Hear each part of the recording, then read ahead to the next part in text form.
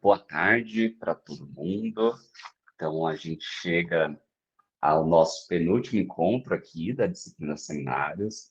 Agradeço a presença de todo mundo, especialmente agradeço aqui o aceite, né, da professora Luciana.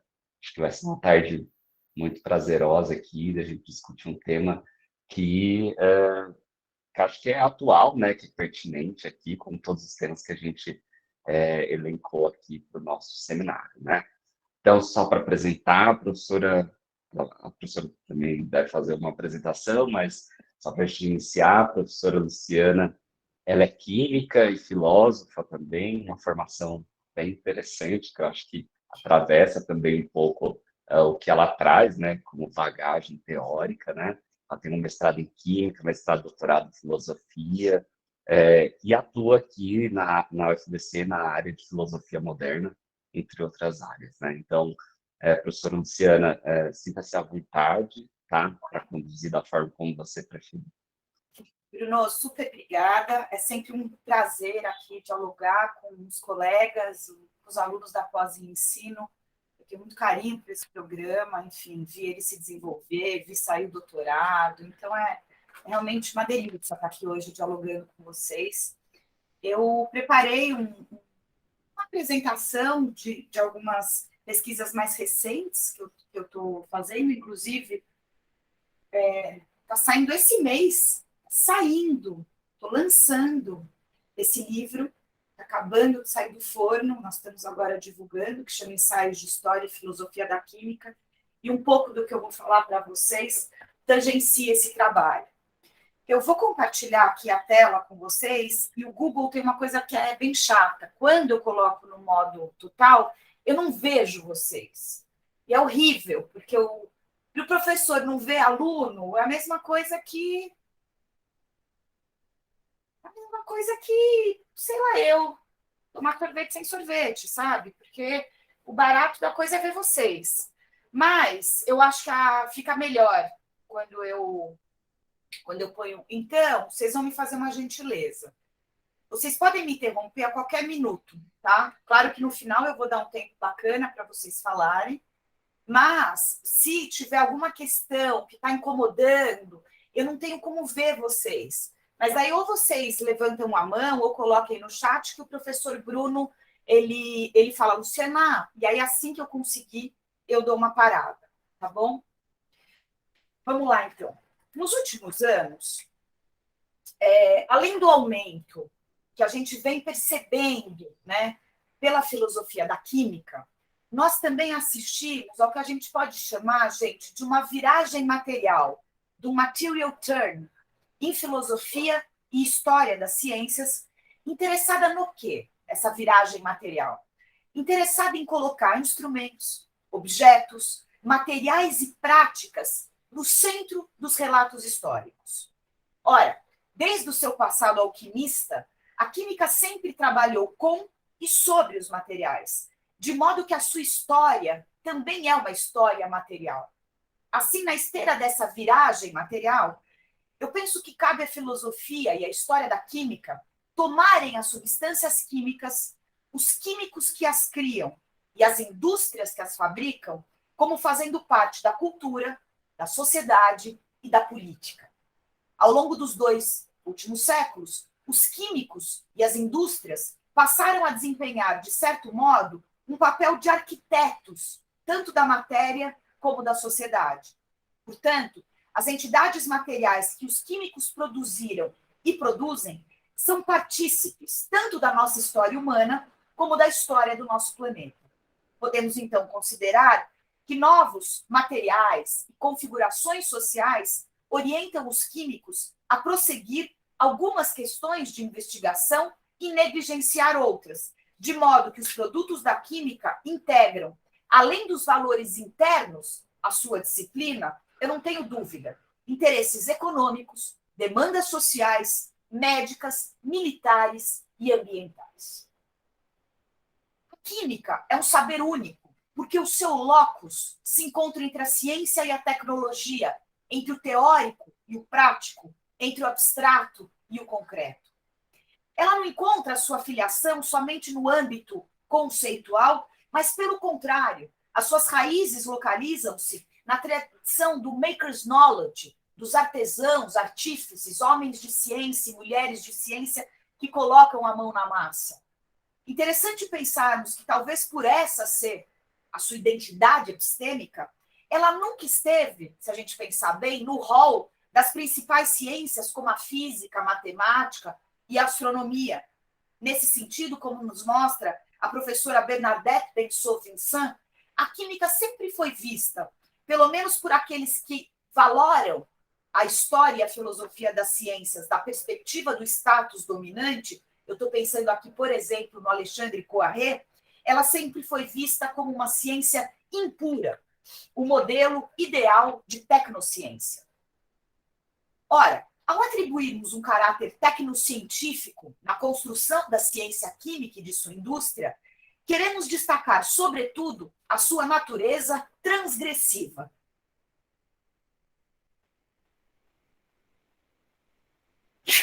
Perdão.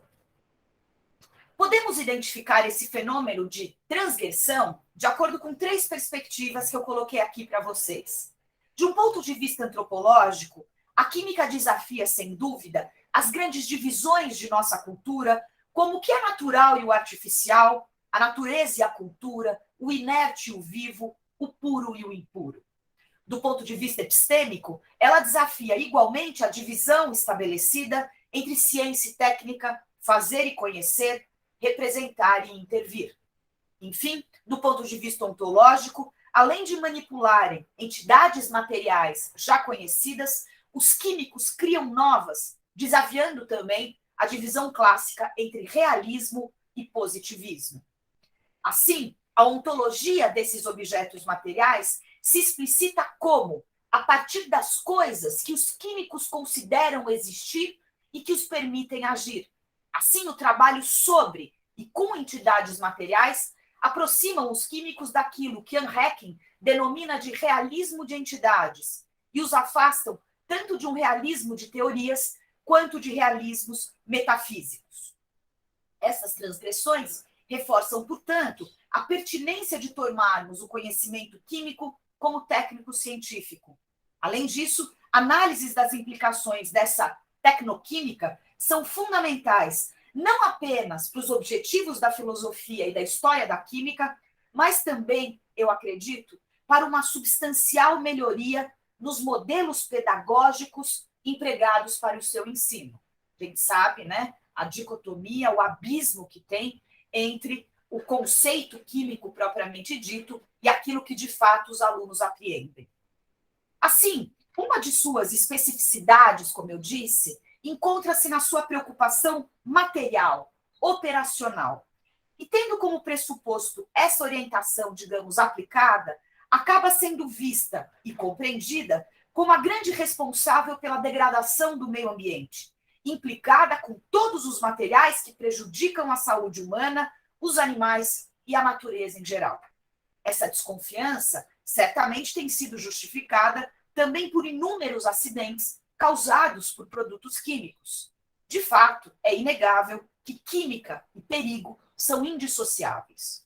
As demandas sociais pelo estabelecimento de regulamentos protocolares que visem proteger os trabalhadores das indústrias químicas, o seu entorno ambiental, humano, bem como os consumidores, são salutares.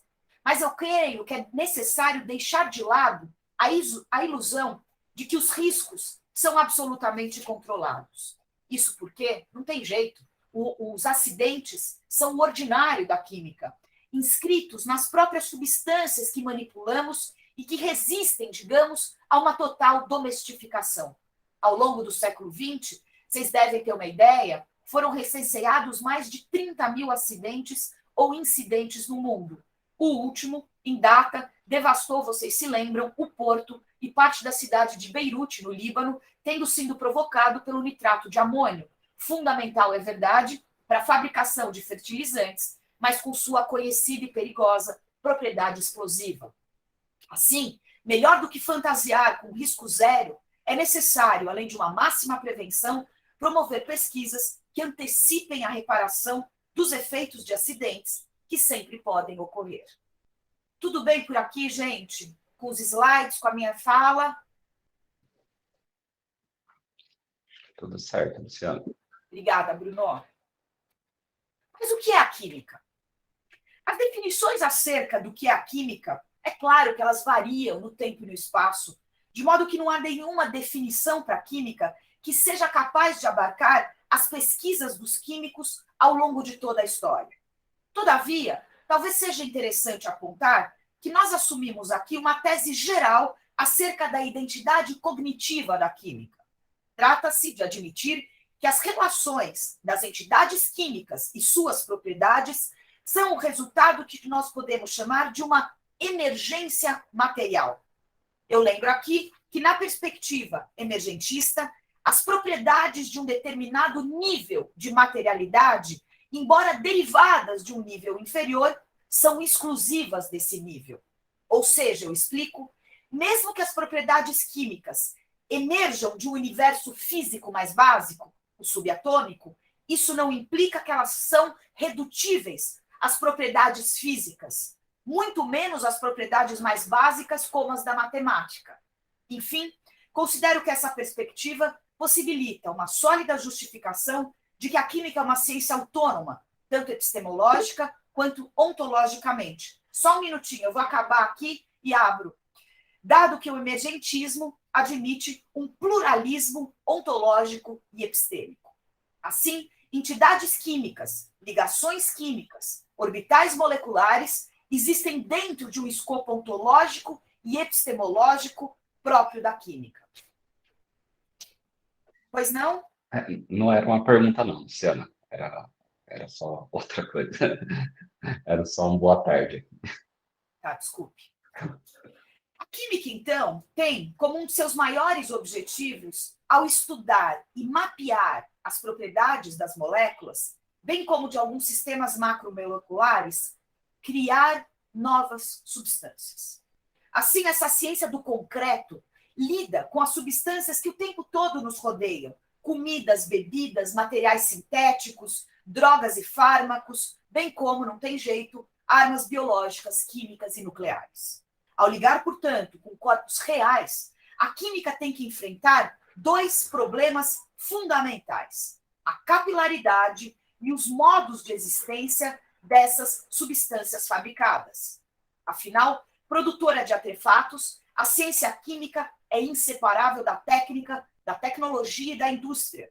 E, assim, a sua identidade é indissociável dessa capilarização, ou seja, política econômica. O que eu quero dizer é quando nós temos uma substância que sai do laboratório, sai da indústria, assim que ela sai, ela é capilarizada pela sociedade, seja no âmbito econômico, político ou social. Tanto que essas substâncias, elas acabam literalmente nos rodeando.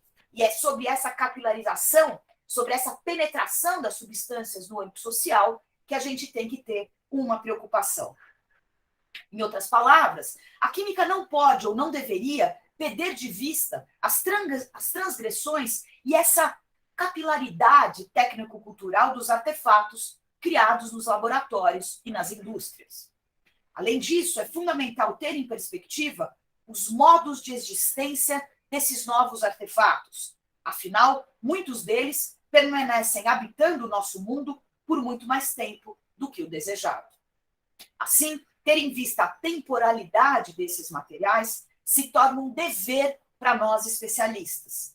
Isso significa que, distanciando-se lá da química clássica, a química contemporânea tem que afastar-se do determinismo causal moderno e se preocupar com esse âmbito de complexidade.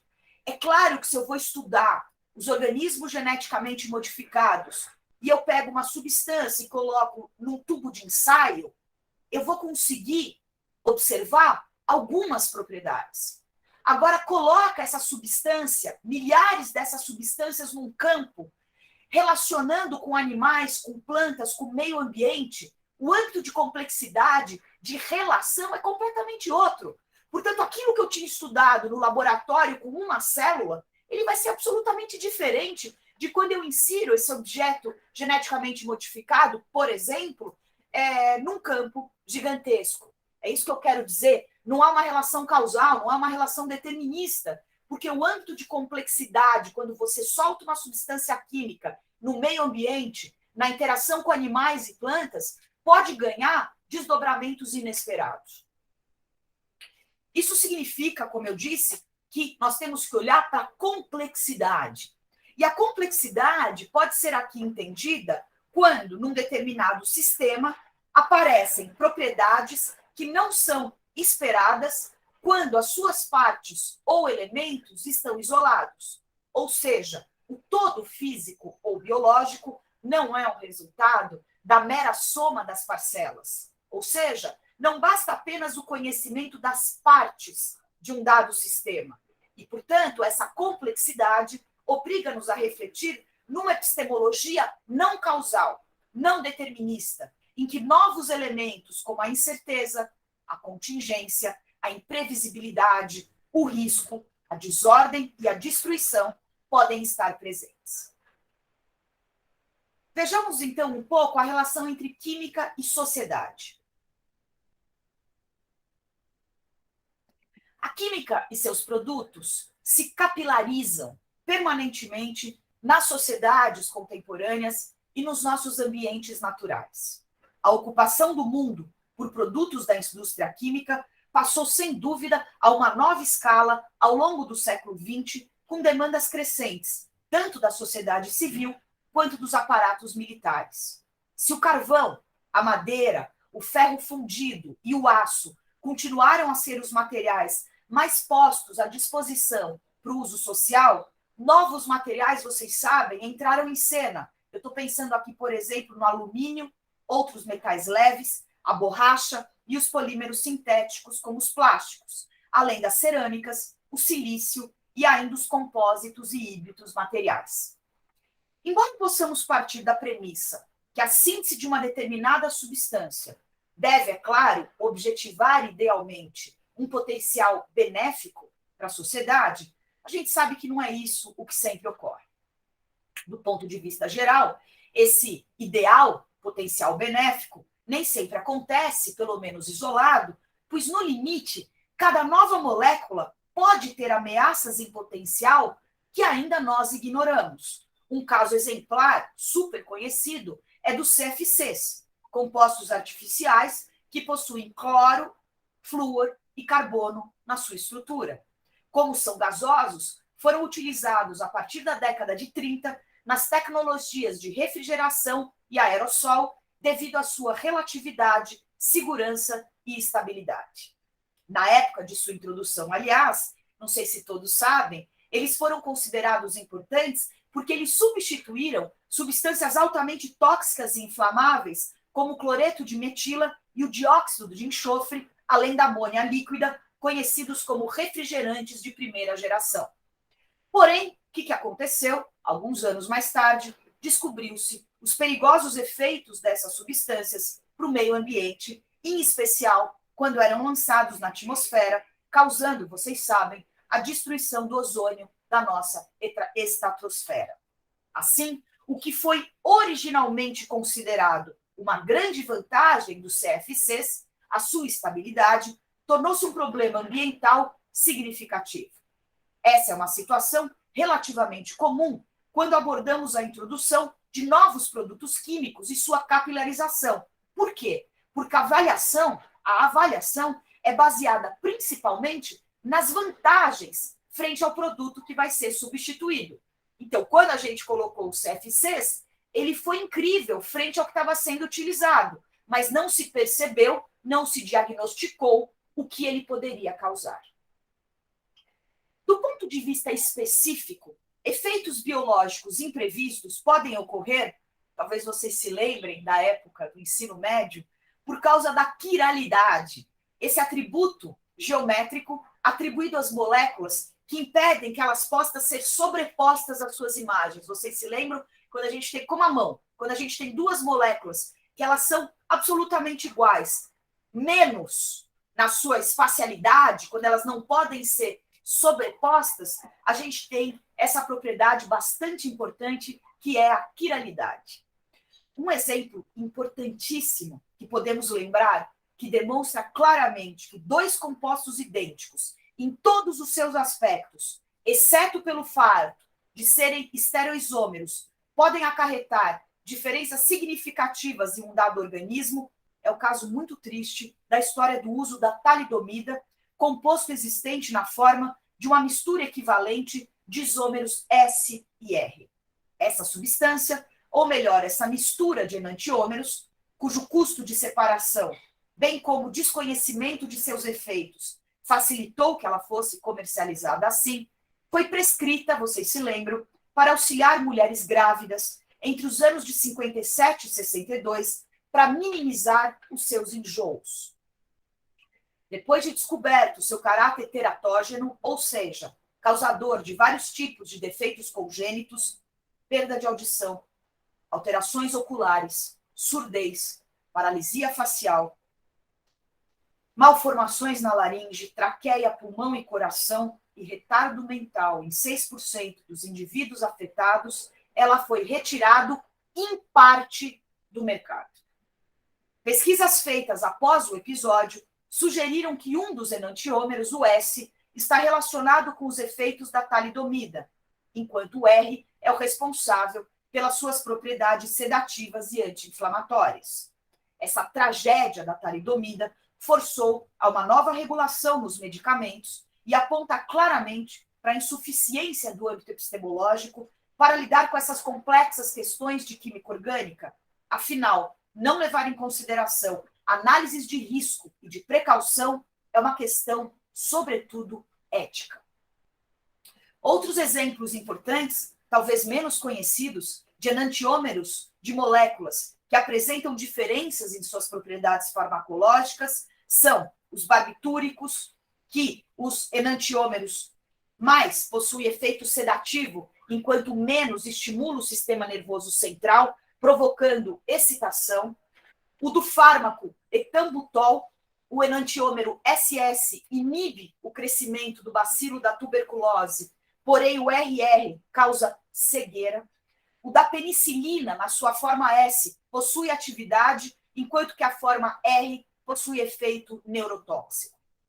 Na verdade, o que acontece é que há sempre a necessidade de uma legislação mais eficaz que se preocupe com a comercialização cada vez maior de fármacos em sua forma opticamente pura, ou seja, sem a mistura com o seu enantiômero. Quando isso não ocorre, deve-se ter a certeza de que o estereoisômero é completamente inativo, não apresentando qualquer atividade biológica. Quando compramos uma substância em forma de mistura, temos que ter consciência que ingerimos uma dosagem mais alta do que se ela estivesse pura.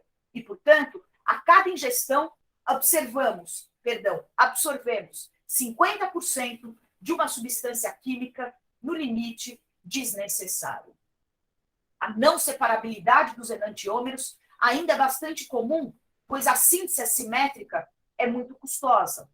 Assim, por meio desses exemplos, eu gostaria de enfatizar que a imprevisibilidade epistêmica é intrínseca ao modo químico de existência e que essa imprevisibilidade inicial pode acarretar tragédias piores se valores éticos não forem incorporados de fato nas respectivas reflexões sobre incertezas e riscos, sobretudo no controle público, por meio de uma rígida legislação que responsabilize os tomadores de decisões que têm consciência do uso das substâncias que serão deletérias à sociedade e ao ambiente.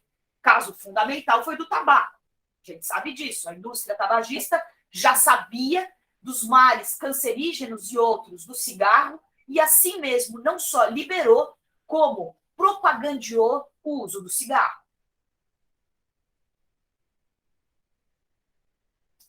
Por fim, não poderíamos aqui deixar de discutir a questão da temporalidade das substâncias químicas e a sua relação também com a imprevisibilidade. Caso exemplar é o dos plásticos, uma ameaça real ao nosso ambiente, e se a gente abre os jornais hoje em dia, a gente sabe que esses microplásticos estão, inclusive, nas placentas humanas. Ora, uma banal embalagem produzida em material plástico constitui, na verdade, um condensado de temporalidades variadas que vai de sua quase instantaneidade de produção até os longos períodos geológicos, biológicos e históricos que estão ligados à sua principal matéria-prima, o petróleo, e à longa duração de sua existência. É só a gente olhar ao nosso redor, todos nós agora. É impossível pensarmos na nossa vida cotidiana sem a presença dos plásticos. Desde 50, a sua produção ultrapassou os 9 bilhões de toneladas. E com isso somos obrigados a nos questionarmos sobre a sua temporalidade. Um dos maiores problemas, sem dúvida, vivenciados hoje pela nossa sociedade contemporânea. Se a casca da banana demora de 3 a 4 semanas para se decompor, a casca da laranja, 6 meses, o papel e o jornal, de 3 a 6 meses, os legumes, de 3 meses a 2 anos, um simples copinho de café leva 400 anos para deixar de existir. Uma linha de pesca, 600. Garrafas de plástico e fraldas descartáveis, 400 a 500 anos. Ou seja, a decomposição dos plásticos opera numa outra temporalidade muito, muito superior à do papel, da madeira, do cigarro, dos sapatos de couro e dos tecidos de algodão, por exemplo. Estamos descrevendo materiais que demoram, em média, 4 séculos para deixar de existir, o que significa, sabemos, o seu acúmulo no meio ambiente.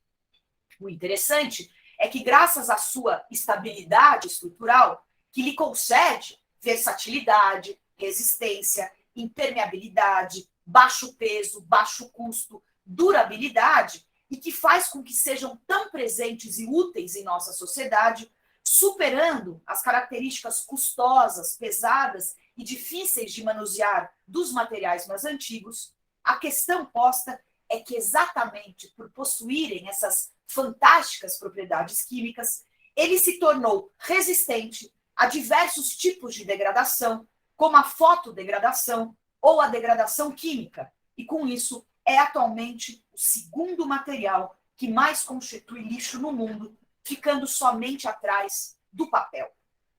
Em julho de 2017, eu trouxe para vocês aqui, a revista Science Advances publicou um artigo intitulado aqui Produção, Uso de todos os plásticos já feitos, em que apresenta alguns desses dados.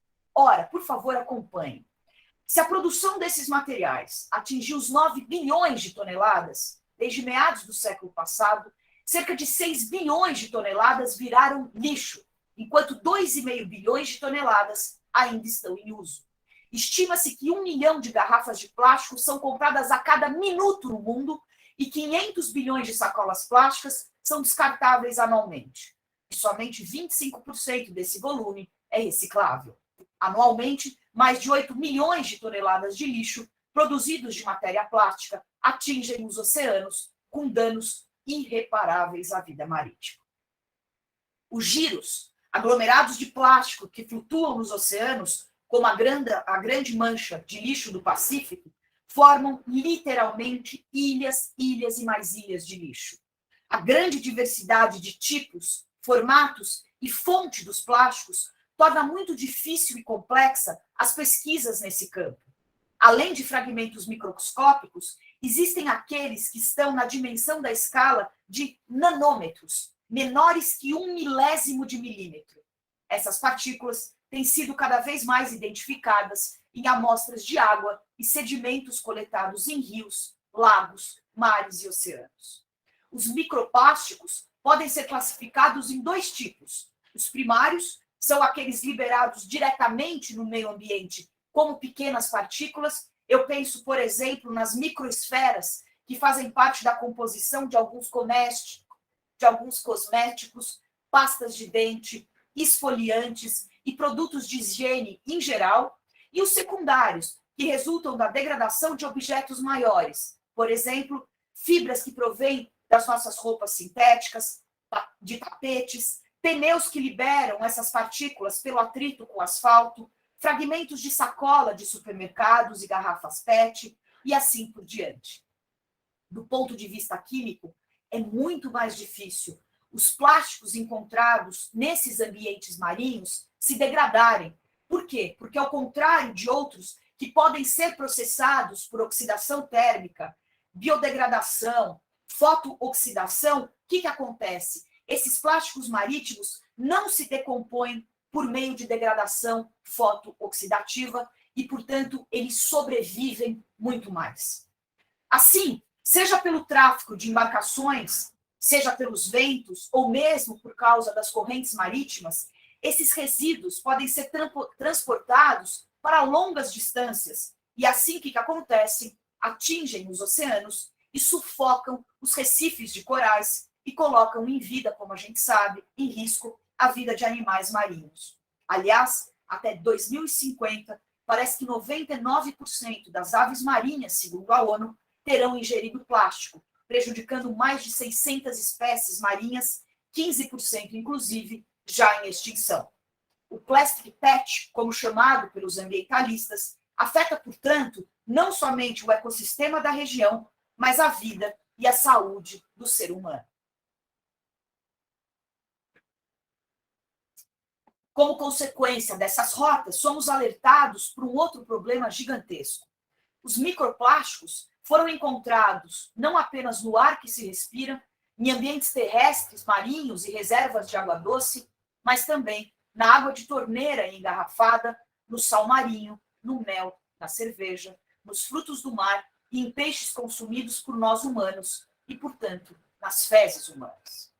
De fato, esses minúsculos resíduos plásticos são, como vimos, tão abundantes no nosso ecossistema que plânctons e pequenos crustáceos alimentam-se deles e podem passar esse material, é claro, para os variados peixes, como, por exemplo, o atum e o salmão, que então chegam facilmente a nós, seres humanos.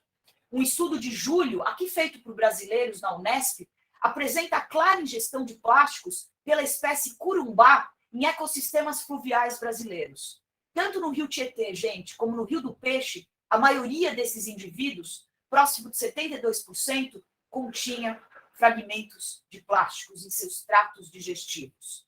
Como essa espécie constitui o recurso pesqueiro mais importante da região, potenciais efeitos adversos desse tipo de contaminação podem, infelizmente, ser transferidos para enormes populações humanas consumidoras. A reflexão, então, sobre a imprevisibilidade temporal de algumas substâncias químicas sintetizadas não pode mais estar ausente de uma ciência que se pretenda minimamente responsável. Os exemplos acima expressam algumas catástrofes e riscos de acidentes quando as incertezas intrínsecas do conhecimento de propriedades das substâncias químicas em diferentes contextos estão associadas unicamente para fins de progresso tecnológico pilotados pelo mercado e pelo capital. Torna-se assim necessário integrar as incertezas da química nas avaliações institucionais e éticas de seus produtores e produtos, pois em seu aspecto voltado unicamente para o mercado,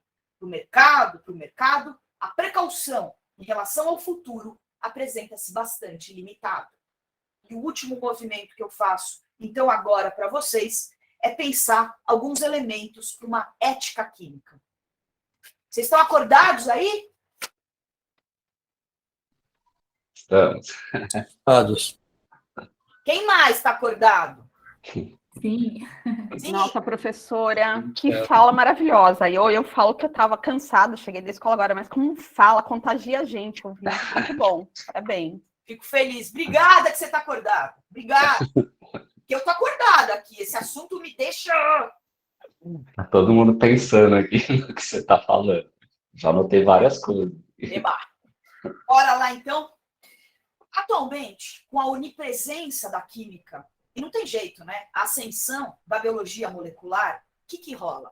Há uma tendência generalizada para suspeitar que, de fato, de uma forma ou outra, esses domínios estão relacionados com a ética.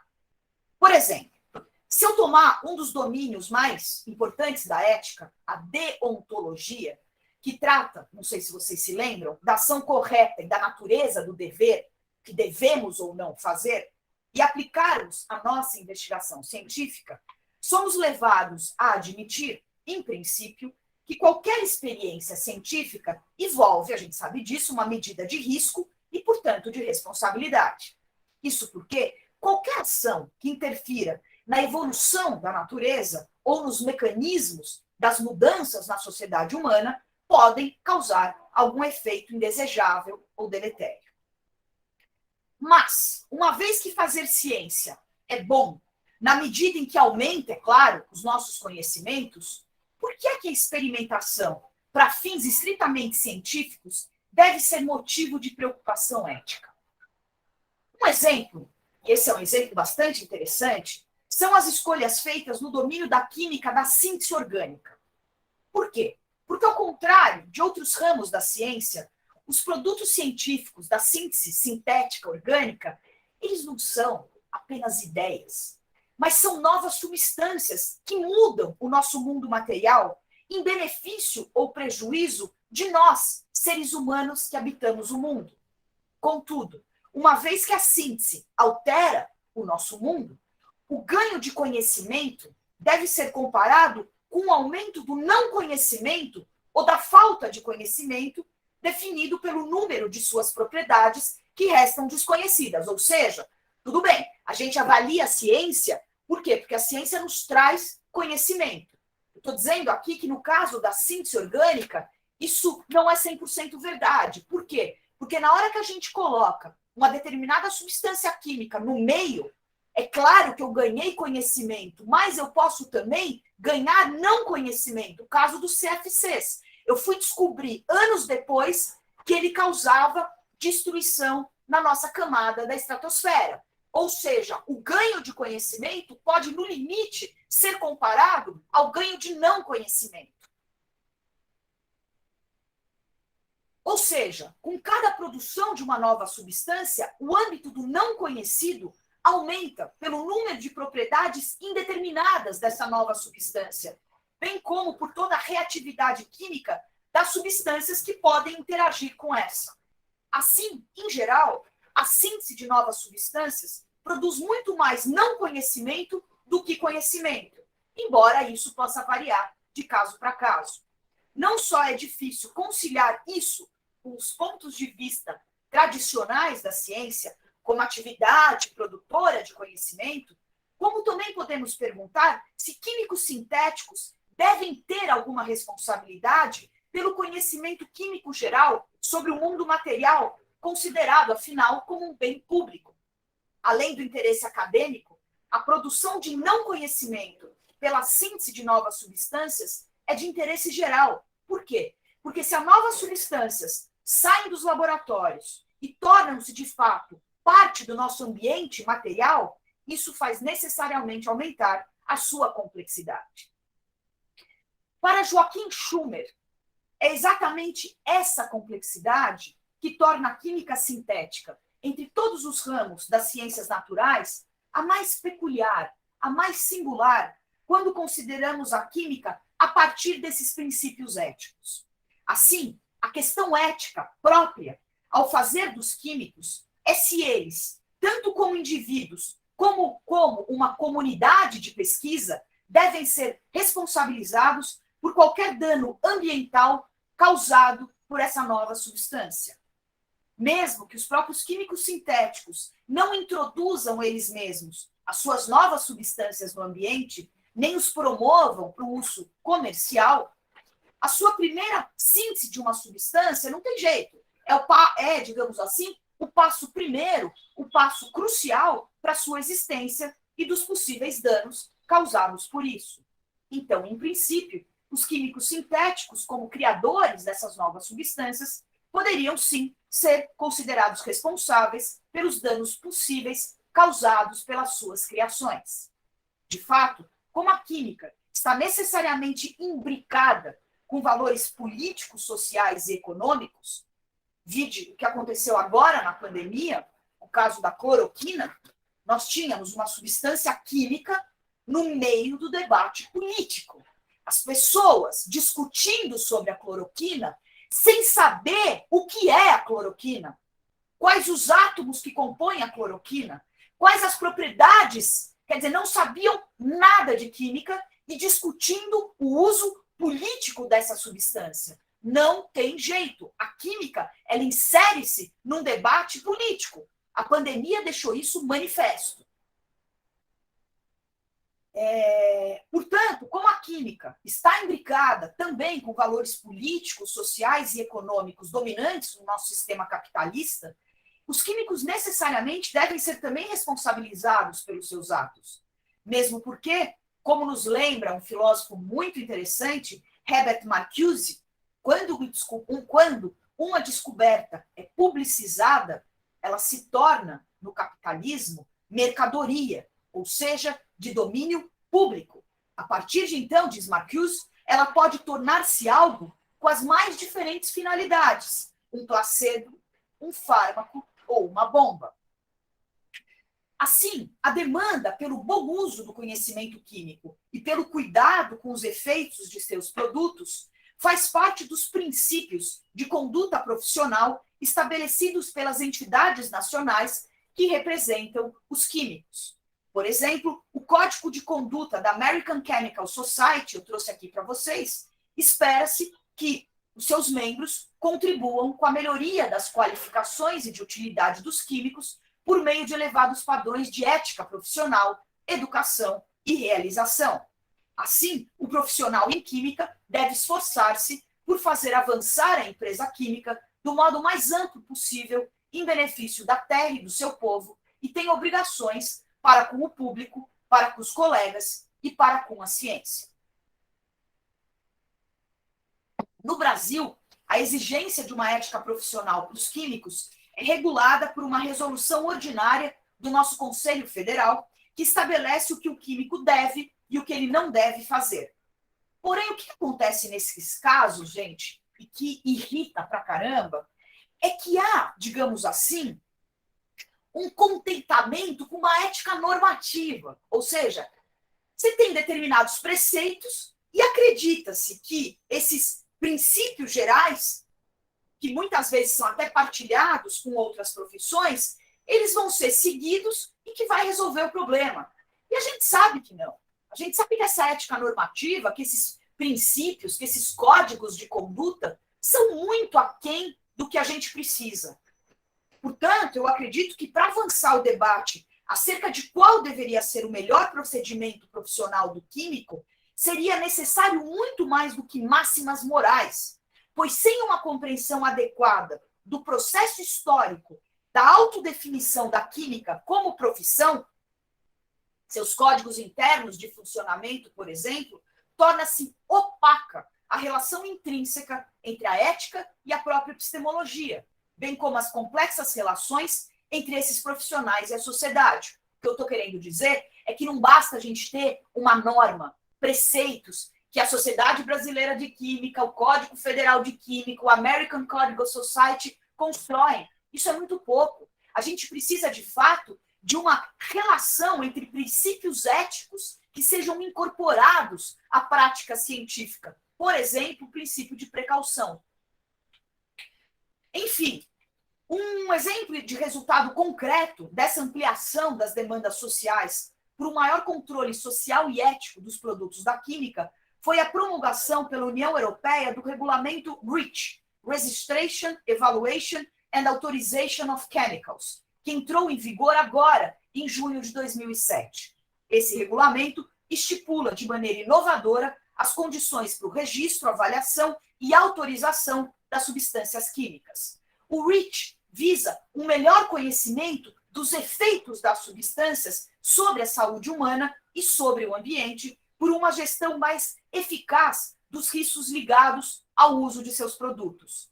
O regulamento prevê, gente, vários dispositivos, assim como as obrigações devidas aos produtores e importadores de substâncias químicas, o que tem por efeito reverter a tarefa de provar a toxidez de um produto, passando das autoridades públicas para as indústrias que os produzem. Isso é fundamental. São as indústrias lá que, antes de colocar o produto no mercado, digamos assim, tem que mostrar se é prejudicial ou não. A partir de então, caberia ao industrial demonstrar que seu produto segue ou não o regulamento e não, portanto, somente as autoridades públicas provar se ele o faz ou não. A análise do dossiê de cada substância e a fiscalização do cumprimento do regulamento são feitas por uma agência europeia de produtos químicos. Para seus defensores, o regulamento REACH consiste em uma mudança de paradigma. Por quê? Porque ele provoca, de fato, uma importante mudança nos procedimentos para se autorizar a comercialização de um determinado produto químico. Além de aumentar a precaução presente e futura em relação aos humanos e ao ambiente da ação desses produtos, o regulamento parece que também favorece a pesquisa científica e a competitividade das indústrias químicas europeias, assim como seria uma barreira de mercado aos fabricantes que não o obedecerem. Todavia, esses protocolos de segurança restam limitados e circunscritos a determinadas regiões geográficas. Isso é um problema. Muitos dos perigos potenciais causados por produtos químicos, a gente sabe, eles são distribuídos no mundo de maneira muito desigual, além da bem conhecida transferência de materiais contaminados de países industrializados para países pobres da América Latina, África e Ásia. Os produtos, então, da química estiveram presentes nas grandes catástrofes do século XX, Auschwitz, Nagasaki, Chernobyl, analisados brilhantemente por essa obra, Ulrich Brecht, em seu já clássico Risk Society. Portanto, se os Estados nacionais e as indústrias químicas globalizadas não elaborarem protocolos éticos internacionais, eu penso que torna-se pouco credível mudanças em curto prazo na escalada de poluição e de potenciais de novas tragédias provocadas pelo produto da química e de sua indústria. E aqui eu estou me encaminhando, então, para o final. A análise sempre foi um dos principais objetivos dos químicos, o que levou ao desenvolvimento de técnicas muito eficazes de separação e de purificação. A síntese consiste exatamente, a gente sabe, na produção de novas substâncias, método que produziu algumas centenas no século XIX, mas que atualmente produz mais de 30 milhões. O número de novas substâncias químicas, portanto, tem sido duplicado, gente, a cada 13 anos, o que permite extrapolar que em 2025 tenhamos 80 milhões de novas substâncias e que em 2050 seja alcançado a marca de 300 milhões de novas substâncias químicas disponíveis. A pergunta que a gente faz é, claro, como conhecer, gerenciar e legislar sobre essa imensa quantidade de substâncias químicas. Certamente, cabe aos químicos a construção do conhecimento acerca dessas entidades que produzem. Contudo, a mudança dos contextos nos quais essas entidades estarão presentes após saírem dos laboratórios e das indústrias demanda a necessidade, a convergência de outras ciências. E daí a interdisciplinaridade é fundamental, como as ciências biológicas e as humanas, mas também com valores não cognitivos, como os valores sociais e éticos. Assim, se acreditamos que os produtos da química devem ser considerados como fármaca, ou seja, podem ser usados para o bem ou para o mal, é porque a relação entre a química e a sociedade é essencialmente ambivalente. Ou seja, se uma substância química pode representar a solução de certos problemas, a cloroquina, por exemplo, para a malária, não há nenhuma garantia que não se possa tornar a causa de novas dificuldades e complicações a cloroquina usada para a Covid. Portanto, além da obediência dos profissionais da química aos valores cognitivos associados às suas pesquisas, a legislação estabelecida pelo poder público para reger a produção e o comércio de produtos deve ser altamente rigorosa. Caso contrário, um remédio produzido por nós químicos pode se tornar um perigoso veneno. Ora, ao problematizar aspectos da técnica moderna de cunho biológico em contraposição à perspectiva clássica, o filósofo Hans Jonas ilumina aspectos centrais de uma teoria ética para os dias atuais. Propõe uma teoria que, ao romper com o antropocentrismo ético, coloca no centro do debate também gerações futuras e o meio ambiente. E aqui, segundo Jonas, a responsabilidade ao lado de elementos éticos tradicionais, como a virtude, a caridade e a honestidade, surge como uma condição fundamental. Afinal, é por meio da responsabilidade que conseguiremos, talvez, ele diz, manter uma autêntica vida humana sobre a Terra. Ora, a pergunta que surge é como, na perspectiva de Jonas, conseguiríamos efetivar essa nova ética. Mais do que isso, se o ponto central é o progresso técnico-científico desenfreado, como seria possível desvincular o valor de controle, de mercado, de capital da ciência atual? E aqui nos parece que a proposta de Hugo Lacey, que opera, como sabemos, na relação intrínseca entre ciência e valores, talvez seja interessante para elucidar, alguns pontos não conceitualizados por Jonas. Assim, a adoção de valores sociais e éticos tem se mostrado fundamental para o desenvolvimento de pesquisas que incorporem, por exemplo, saberes tradicionais, práticas agroecológicas, para que, de fato, a sociedade disponha de outro tipo de informação para fazer escolhas mais democráticas e não ficar submetida unicamente a uma ciência que se guie pelos interesses do capital e do mercado.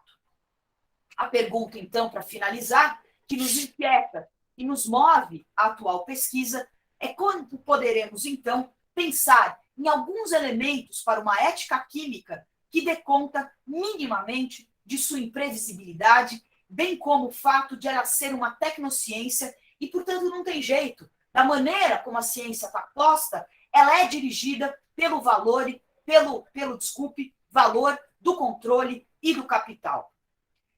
Temos conhecimento, gente, temos técnicas, temos materiais. O que falta é uma vontade de transvalorar o modo de vida contemporâneo de boa parte da nossa civilização que se acostumou com os valores ligados ao capital, negligenciando uma ciência voltada para todos, em que justiça social, sustentabilidade e igualdade sejam os seus pilares.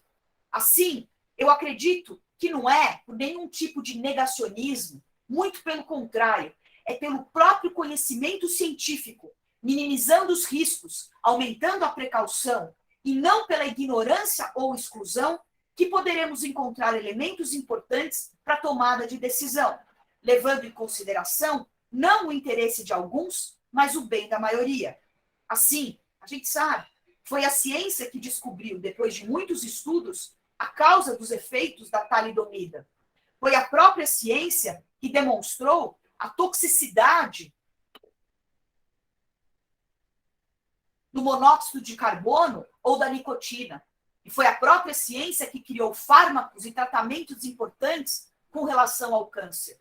E se o ano de 2020 vai ser lembrado como o ano da pandemia do Covid-19, ele também será lembrado como o momento em que mulheres e homens de ciência conseguiram pesquisar em tempo recorde a natureza e a disseminação desse vírus como meios de neutralizá-lo.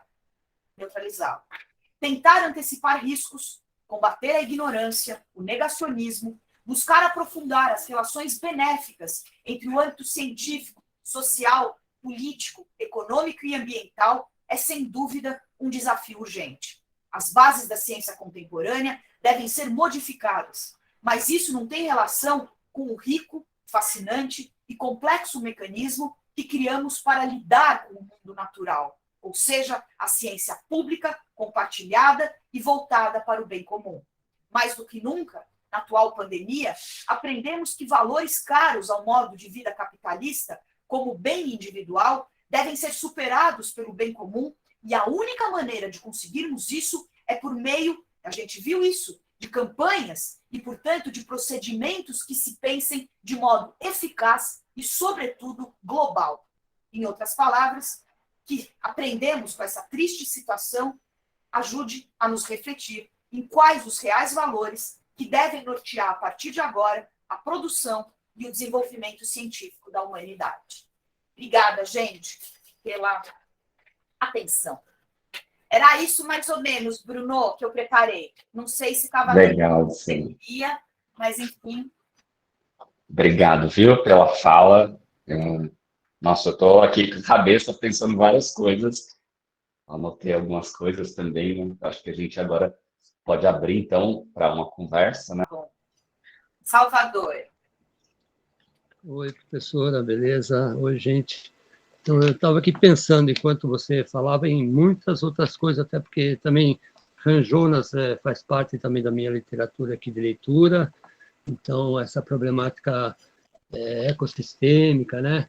Tem a ver, eu estou com comunidades indígenas, nessa época da Covid também a gente conversou muito com os indígenas por conta dessa busca de modo tradicional de conhecimento, né, para operar com uma coisa que lhes é muito estranha, né, como isso aconteceu também ao longo da história, né, todas essas doenças contagiosas que vieram e que fizeram massacres, a busca de alguma solução na natureza e com modo de conhecimento foi uma coisa que não deu conta de tudo, né, então a gente fez todo um trabalho e, ao mesmo tempo, as igrejas evangélicas e outros aí acabaram propagando mais ainda nessa contaminação por conta dessa conversa que não está bem feita entre ciência e modo tradicional de conhecimento, né? Até porque a ciência tem esse lado poderoso e absorvido pelo mercado, que é um lado, né? E tem essa outra abordagem antropológica, e agora mais do que antropológica, né? De pensar o planeta como um todo, como critério, né? A vida no planeta como critério ético para as múltiplas ciências, né? Isso não está no horizonte do debate, às vezes. O debate é a ciência quer ser toda poderosa e negar o nosso conhecimento tradicional, não só indígena, mas de outro tipo, né? Eu acho que essa sua abordagem aí foi fundamental para esclarecer isso, né?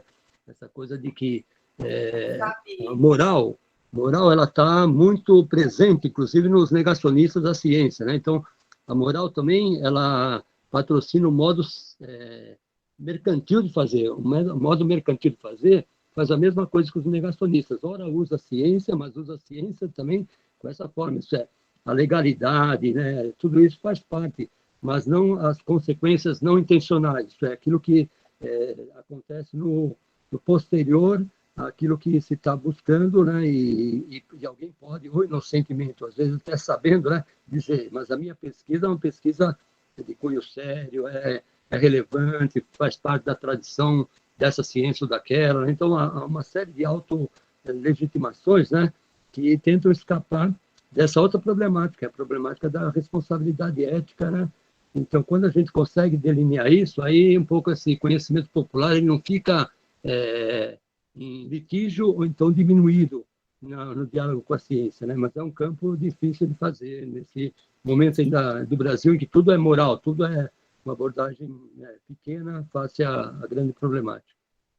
Você sabe que no meu mestrado de Química Orgânica, eu estudei uma planta que os caiçaras da Jureia, eles tomavam para determinadas doenças, né? Eu analisei as propriedades químicas dessa planta, voltei para a comunidade da Jureia e para dar uma devolutiva no que estava certo, no que não estava certo, com aspas, do ponto de vista dos princípios ativos. Então, eu gosto muito desse tipo de trabalho, que a gente possa fazer algumas interações com outras sociedades, né? E o trabalho do filósofo da ciência, que eu citei no final, o professor australiano Hugo Lacey, ele me ajudou bastante a pensar, Salvador, nessa outra perspectiva, porque ao trabalhar a relação entre ciência e valores, o Lacey, ele abre uma porta exatamente para outros tipos de fazer ciência. Então, perspectivas feministas, perspectivas de agroecologia, perspectivas de levar em conta, às vezes,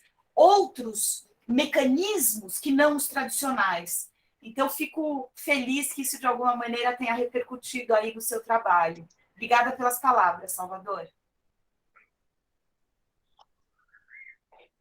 Felipe, voltou? Será que eu consigo agora? Agora tá. Agora sua voz está perfeita. Ah, que coisa boa. E nem sempre ela é perfeita, viu? Eu deu sorte hoje. Gostei. Não, eu só queria saber se você gostou. Claro, gostei muito da sua fala. E aí, eu vou jogar na mesa, não sei se é uma pergunta inteligente, mas quando começou a pandemia, eu lembro que, além da preocupação enfim, do que a pandemia causava por si só, eu fiquei me perguntando de onde vai vir a voz que a gente vai ouvir em relação a como nos orientar dentro desse processo? Em teoria, deveriam ser os cientistas. Em teoria, deveria ser a ciência. Mas o primeiro passo, antes de toda aquela maluquice começar, o primeiro passo foram os médicos. E aí é por conta de uma tradição aqui, que a gente não, eu não vou pelo menos discorrer aqui, mas por conta de uma tradição que a gente sabe como funciona aqui no Brasil. E aí, quando isso começou a acontecer, de a gente começar a falar, olha, mas a ciência está dizendo isso, os artigos primeiros estão sendo publicados nesse livro, a resposta que a gente ouvia era, mas o médico falou tal coisa, mas os médicos estão dizendo tal isso, o que aparece na televisão não era um cientista, era um médico. E aí não estou demonizando os médicos, mas tentando trazer, quando é que a gente começa então a perceber, ou então, como é que a gente vai tratar essa questão de que se o discurso da ciência está restrito ao cientista, ou como é que a gente faz essa divulgação para que outras vozes que não ciência, que não cientistas, tenham espaço, sejam agentes desse campo também de divulgação científica, sabe? Sim. Acho que a tua questão ela é fundamental, Felipe, porque volta um pouco naquela questão de formação de uma profissão muito séria, muito complexa, que é esse personagem que vai fazer a divulgação, que eu sei que é muito caro ao Bruno, porque é um problema no Brasil. Você tem toda a razão. Quer dizer, eu via médicos falando da cloroquina, e eu duvido que eles sabiam qual era a molécula, as propriedades. Eu estava escrevendo esse livro que eu anunciei para vocês, e esse livro foi escrito a 4 mãos com um colega da UFPR, e tinha um capítulo que a gente ficava, juro, teve um dia que eu falei, peraí, eu vou pegar um saquê, fui beber, porque os jornais, a televisão, era uma discussão da cloroquina, e na verdade, aconteceu uma coisa muito específica. A cloroquina deu resultados primeiros in vitro. E na hora que ela foi, entendeu? Então, tinha todo protocolos absolutamente de experimentos muito claros para nós químicos e biólogos, e os médicos estavam falando coisas assim absurdas, assim, que não dava para entender. Então, você tem toda a razão, Felipe. Quando me perguntaram isso, uma coisa muito parecida, há mais ou menos 1 ano e meio, que eu dei uma palestra para o Instituto de Química da USP, eu respondi que o que a gente precisa é encorajar termos mais divulgadores de ciência. Tem que ser uma profissão, tem que ser. Agora, nós não temos nem cientista, nós não temos nem filósofo, nós não temos nem historiador. As humanidades hoje em dia estão sendo vistas como absolutamente as vilãs. Claro, não interessa pensar, não interessa refletir. Então, para que eu preciso saber, certo? Para quê? Né? Então, a gente tem uma preocupação muito mais com uma educação, como diria o Nietzsche, muito mais instrumental, muito mais burocrática. Então, a gente está num momento muito complicado, muito triste. Está muito difícil não jogar a toalha. Eu realmente, Felipe, não jogo a toalha porque eu amo o que eu faço. Mas está muito difícil. E aí não tem talvez um questionamento para a gente fazer o quanto de frente, o quanto de costas a universidade está para a sociedade? Porque é uma universidade que está constante. Eu estou generalizando aqui a universidade, colocando tudo num balaio só, mas no sentido de dizer que a produção científica está voltada para si. E aí, quando a sociedade precisa do tipo, isso aqui é uma resposta que alguém pode dar, não foi a universidade que foi ouvida primeiro, né? Ninguém bateu na porta da universidade para ouvir, não foi o cientista de novo que foi para a televisão para falar. Não tem um quê de questionamento aí se a universidade precisa começar a olhar um pouquinho mais para a intervenção dela na sociedade, ou não, tá bom do jeito que tá? Bruno, eu não acho que tá bom do jeito que tá. Entendeu? Eu não acho. A nossa universidade, inclusive, meu posicionamento é muito claro. Eu acho que a gente devia ter voltado já antes. Eu acho que com os protocolos, com os cuidados, respeitando quem não pode, o grávido, mais de 60 anos, enfim, é claro, né? Mas eu acho que não dá para a sociedade inteira voltar, a sociedade inteira está atuando, e nós da academia, parecendo um bando de louco aqui, falando com as nuvens. Eu acho que falta, assim, um certo pragmatismo para nós, seja da UFABC, seja para a academia brasileira em geral. Porque não dá, porque é isso que eles querem, que a gente fique à mercê. Isso é exatamente o jogo que eles querem que a gente faça. Eu estava discutindo hoje, querem fazer um lançamento do meu livro no final de abril na Unicamp. Tem uma professora Estou aqui no meu WhatsApp essa discussão, Felipe. Tem uma professora titular que quer que seja virtual. Tem uma professora associada que concorda comigo que a gente tem que voltar e quer que seja presencial. E aí? Não dá mais, não dá. Nós temos que voltar, nós temos que recuperar, nós temos que, de alguma maneira, não sei se por projetos de extensão, isso pode ser um caminho interessante, se por projetos no qual a gente tenha os alunos como partícipes, a gente tem que pensar em meios de chegar na sociedade. Talvez a extensão seja um caminho interessante. Eu não tenho uma resposta pronta, Felipe. Eu tenho as mesmas inquietudes que você.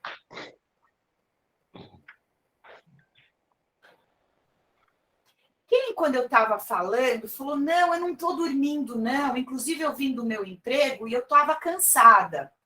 Quem foi que gentilmente falou isso? Oi, professora. Oi, Gislene, foi você? Tudo bem, professora Luciana? Foi um pouquinho, eu falei alguma coisa parecida, não sei se mais alguém falou também. Eu ministrei aula, né? Então cheguei aqui, já tive que comer correndo, aí dá aquela moleza. E quando a professora começou a falar, primeiro a voz da professora, né? Empolgação, contagia, gente, né? Eu já me ajeitei na cadeira. Pelo menos você não dormiu. Aqueles professores, eu lembro, que eram monotônicos, né? Nossa, eles ficam, eu sei, horrível, eu sei. Nossa, muito, muito boa. Sua fala em todos os sentidos, né? Sua fala. E o assunto, né? Eu comecei a olhar ao meu redor aqui, comecei a pensar, nossa, tudo é química, né? Tudo. O copo que eu tô bebendo, o computador, o celular, a caneta, e aí é legal. É muito esquisito, né? Porque as pessoas falam, não, que tem química é ruim.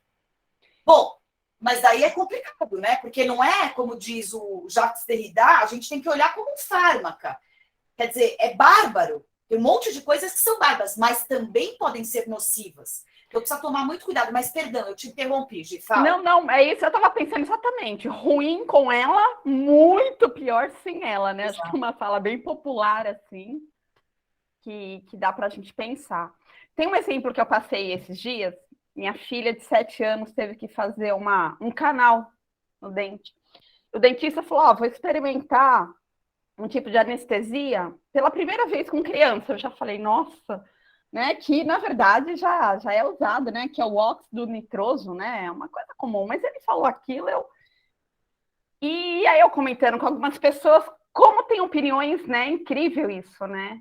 De não deixa, não, vai drogar a menina, ou não sei o quê. E é lógico que eu recorri à internet, né? Fui buscar, e, enfim, e principalmente eu confiei no profissional que eu escolhi, né?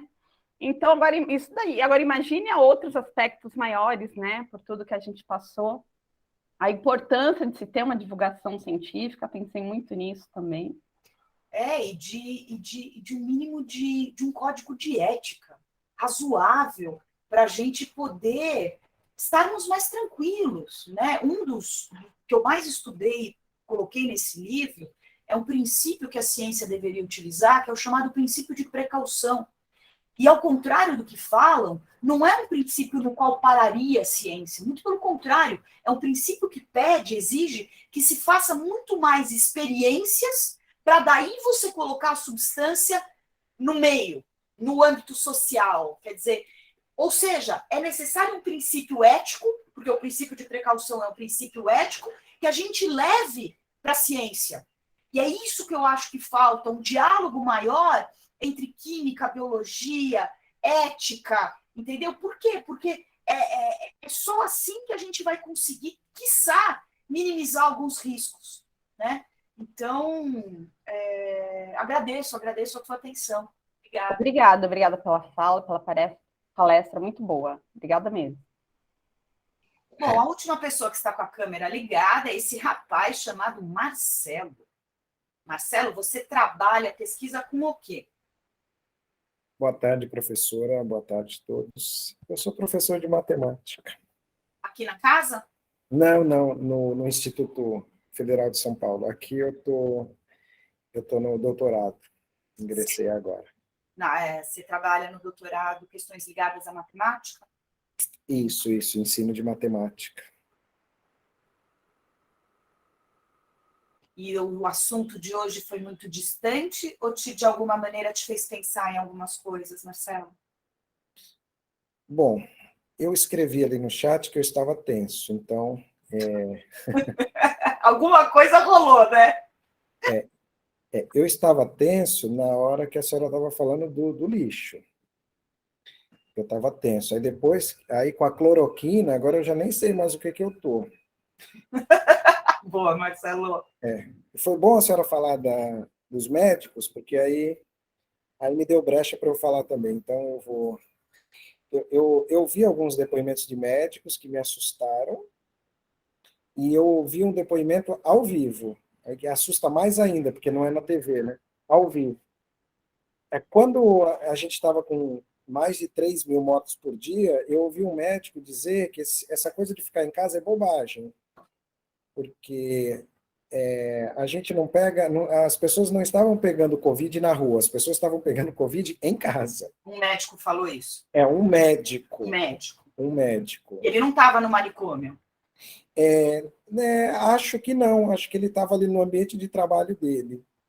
E ele atende o meu pai. Isso me preocupou muito, né? Porque, enfim, É médico da sua família? É. É ou era? Então, ele atende meu pai, eu acho que ele atende até hoje, que eu não consegui convencer meu pai a trocar, né? E já está há muitos anos lá com ele, mas eu nunca mais entraria lá com toda certeza, mas enfim. E ele falou isso, assim, um médico antigo, né, experiente, imagina-se que seja experiente, mas enfim, para falar bobagens que não tem idade, né? E aí eu fiquei pensando aqui, eu não tinha pensado sobre essa lacuna que a senhora colocou, da divulgação científica. Eu não imaginava que a lacuna era tão assim, né? Tão grande. E aí eu fico pensando, a divulgação científica, ela é legitimada por quem? Porque quando a gente tem, por exemplo, crenças aí muito fortes, igrejas e tal, que já doutrinaram uma boa parcela das pessoas, eu não estou querendo jogar a toalha não, tá? Eu estou só refletindo aqui, né? Quem é que vai legitimar? Eu não sei nem se as pessoas legitimam cientistas, né? Eu não sei se as pessoas sabem o que é ciência, porque, por exemplo, o médico aparece na televisão falando como se ele fosse cientista, né? E eu sempre fiquei discutindo aqui com as pessoas mais perto, né? Mas médico não é necessariamente cientista, ele pode ser, mas ele não é necessariamente cientista, né? Então, assim, a senhora falou a palavra razoabilidade, eu já nem sei mais o que é razoabilidade, porque o cara pode chegar lá, balançar a caixinha de cloroquina e ter um baita ibope com isso, porque essas pessoas sempre vão existir, né? Mas a questão é, como é que a nossa sociedade está dando ibope, né? Quem é que nós estamos legitimando? Eu, com a pandemia, eu percebi que a minha visão sobre essa questão das pessoas aceitarem o que a ciência diz, nossa, a minha opinião era completamente absurda e distorcida. Eu jamais ia imaginar que as pessoas não iam acreditar na ciência. Assim, que a grande maioria, né? Eu achei que era uma fatia muito pequena de negacionistas. Eu não sabia nem o que era negacionista, né? Então isso me assusta. A minha questão que fica aí, acho que até o professor Bruno a gente pode pensar juntos aí, mas como é que a divulgação científica, né, atinge aí as pessoas? De que maneira que a gente pode furar esses bloqueios, né, que são fortes, né? São muito fortes. As pessoas morreram desacreditando da ciência, né? Eu conheço gente que não foi, eu tenho um amigo que não foi ao hospital, ele tinha muita tosse, ele estava passando mal, ele não foi ao hospital porque ele falou que esse negócio de Covid é bobagem. Ele pesava aí mais de 150 quilos, ele tinha um monte de problemas associados. Não, isso é bobagem. E ele morreu falando isso, né? Então, assim, como é que a divulgação científica vai... Eu estou perguntando isso porque eu tenho achado muito interessante a coisa da divulgação científica. Eu tenho entrado em contato agora aos poucos com a disciplina, né? E eu tenho bastante entusiasmo. E, ao mesmo tempo, estou quase jogando a toalha também. Obrigada, Marcelo. Bruno, acho que você pode falar melhor do que eu. sobre divulgação. É tua praia, não é? Isso. Inclusive, Luciana, eu acho que dialoga um pouco também com o que você falou, né? Da questão de pensar uma profissão, né? A profissão divulgador científico, né? E eu acho que a gente tem que entender que tudo passa por um reconhecimento também, né? O primeiro reconhecimento da importância dessa função, dessa atividade, né? E o reconhecimento das próprias pessoas que fazem divulgação científica da responsabilidade que elas têm. Eu tenho comentado aqui com os meninos, né, uma frase que até o pessoal já repetiu aqui, né, que no meu entender, eu que pesquiso sobre divulgação científica, para mim, uma divulgação científica mal feita, ela tem efeitos nocivos, assim como a não divulgação científica, né? Ou seja, quando a gente não pensa no que a gente está fazendo, no que a gente está falando, como a gente vai falar, como a gente vai abordar a ciência, para mim, a gente pode trazer alguns efeitos nocivos que a gente observa também com a não divulgação científica, né? Por isso que eu acho que a gente tem que pensar esse cuidado em relação, né?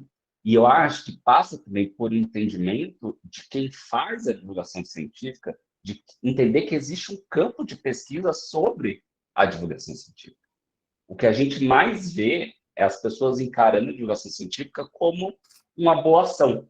Então, colocaram na responsabilidade do cientista que ele tem que fazer divulgação científica, o que é uma falácia, porque não é isso, né? Os cientistas que querem fazer divulgação científica, eles podem fazer, eles devem, eles têm que estudar, se aperfeiçoar para poder fazer isso, né? Eles têm que entender que existe um campo de pessoas pesquisando sobre isso, se embasar nisso para poder pensar a sua prática, né? Como qualquer outra profissão, né? Que a gente se embasa no que já foi produzido para poder pensar a nossa prática. E eu vejo muito isso, né? Que as pessoas acham que é qualquer coisa. Que, se eu estou fazendo já está bom, que é melhor do que não fazer. E a gente vê isso dentro da universidade. E aqui vai uma crítica de pessoas que fazem divulgação científica dentro da universidade, que encaram dessa forma, né? Então, acho que muito do que a gente vem tentando defender dentro desse campo é para as pessoas olharem o que a gente está pesquisando, o que a gente está falando, sabe? É o mínimo. Tanto é que, inclusive, eu estou terminando de escrever um artigo agora que fala exatamente sobre isso, sobre a formação do divulgador científico, né? Bom. Depois me passa, viu? Passo sim.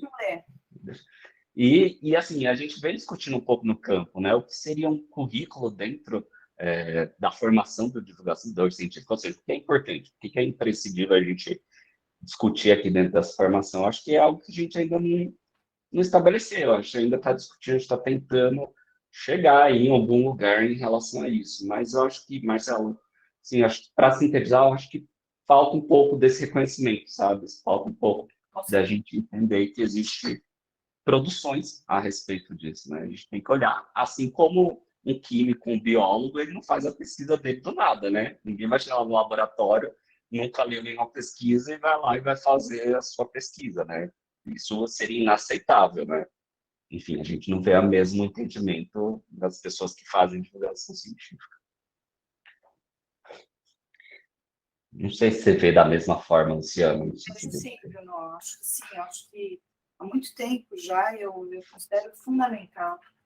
Entendeu? Chama de profissão, chama de especialização, enfim, um profissional sério, bem formado, reconhecido, que possa fazer essa mediação fundamental entre esse conhecimento específico, intricado, difícil e complexo, que passe de uma maneira um pouco mais didática, sem minimizar o conceito e, ao mesmo tempo, que chegue onde tem que chegar.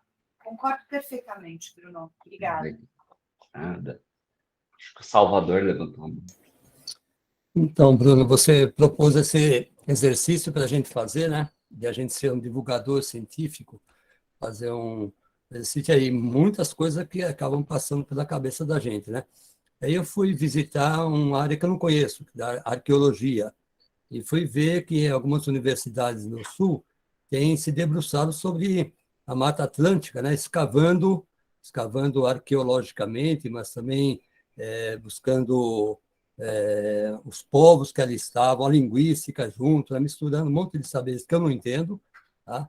Mas fui ler o trabalho, né? Ler a pesquisa e ver como é que isso poderia ser contado para os Guarani, porque é uma área Guarani que eles vão escavar e vão ver há 200, 300, 1000 anos, né, o que foi acontecendo com o solo, com a mudança da ordem botânica, isso é, plantas que vieram da Amazônia para cá e não pode ter sido pássaro, porque eles têm uma ordem, um significados, então, as múltiplas camadas, né, e os Guarani não estão sabendo que isso foi estudado, né, então eu falei, vamos fazer divulgação científica na UFABC, eu acho que o pessoal não vai se interessar muito por isso, mas se a gente pudesse contar isso para os Guarani, não que eles não tenham participado lá também, tem sábios de lá que estão participando, é que eu estou com as comunidades Guarani aqui em São Paulo que não sabem o que está acontecendo lá no Sul, porque o fluxo entre os mais velhos, os sábios, né, das aldeias, é um pouco menor do que antigamente, com tanta comunicação que a gente tem, mas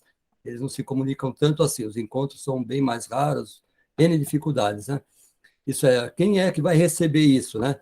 E qual o valor desse tipo de revelação?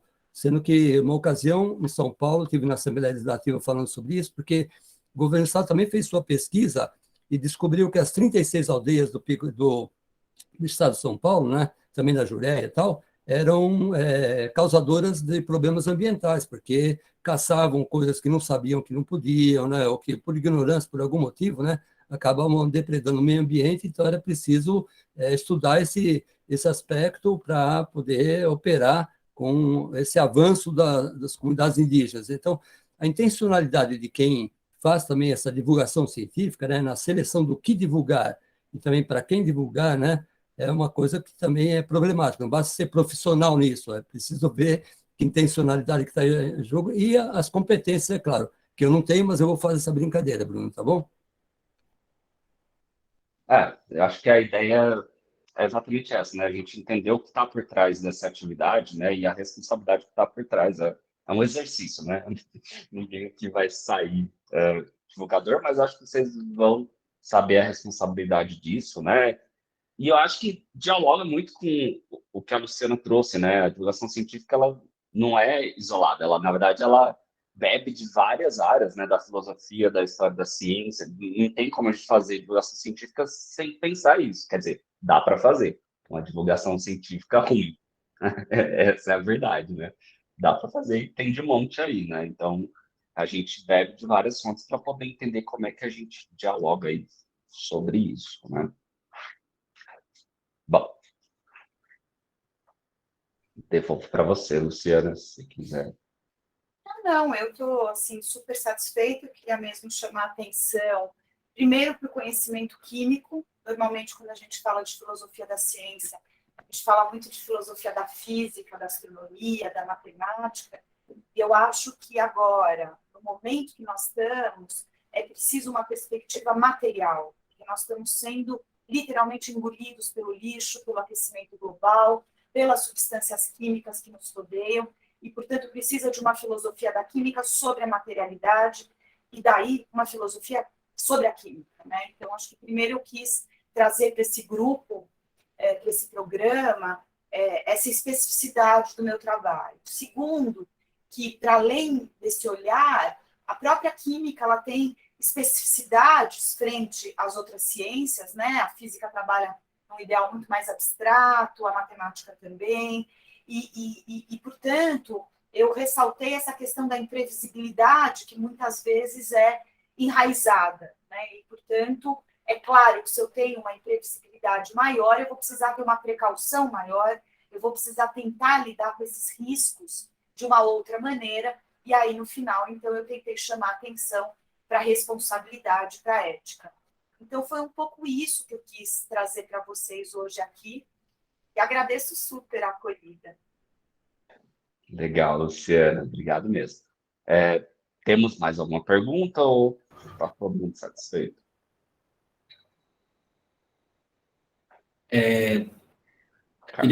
Na verdade, eu só queria mesmo agradecer. Não tenho nenhuma pergunta, porque, na verdade, eu fiquei mais, não confuso, mas é que alguns termos, eles fogem um pouco da minha realidade, do meu vocabulário, então, eram termos mais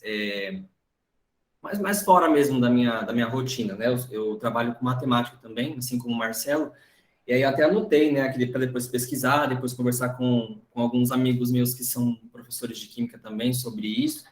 E eu queria mesmo só agradecer, porque eu estava vendo algumas coisas em relação à química mesmo, porque agora na educação básica tem o novo ensino médio, e aí eles trabalham bastante com essa questão de juntar algumas disciplinas, então biologia com química, com matemática, e então eu estou trabalhando bastante com química e matemática que eu não conheço, né, praticamente quase nada, assim, dentro da área da química.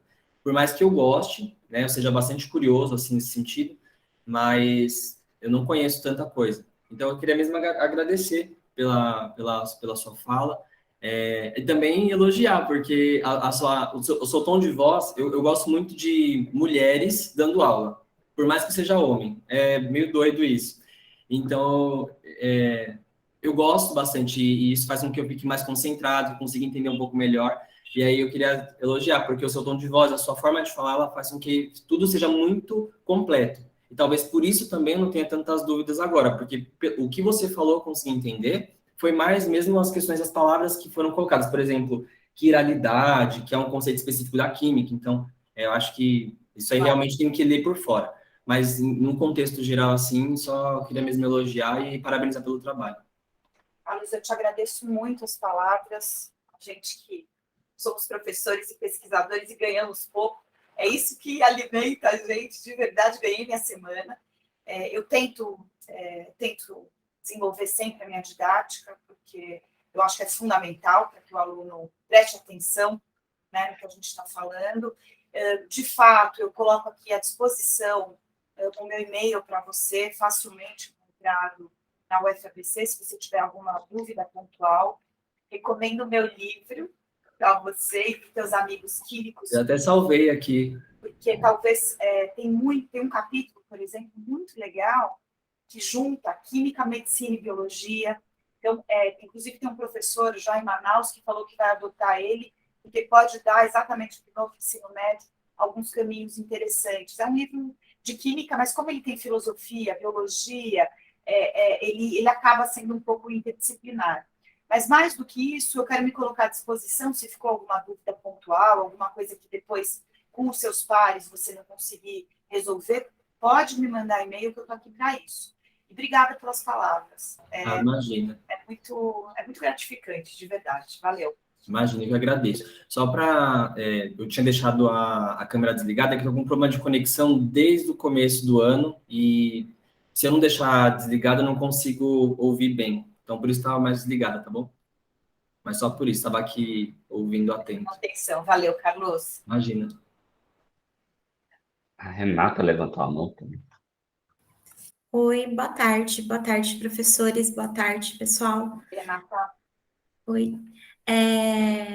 Eu também fiquei com a câmera desligada porque minha conexão tá de centavos aqui, viu?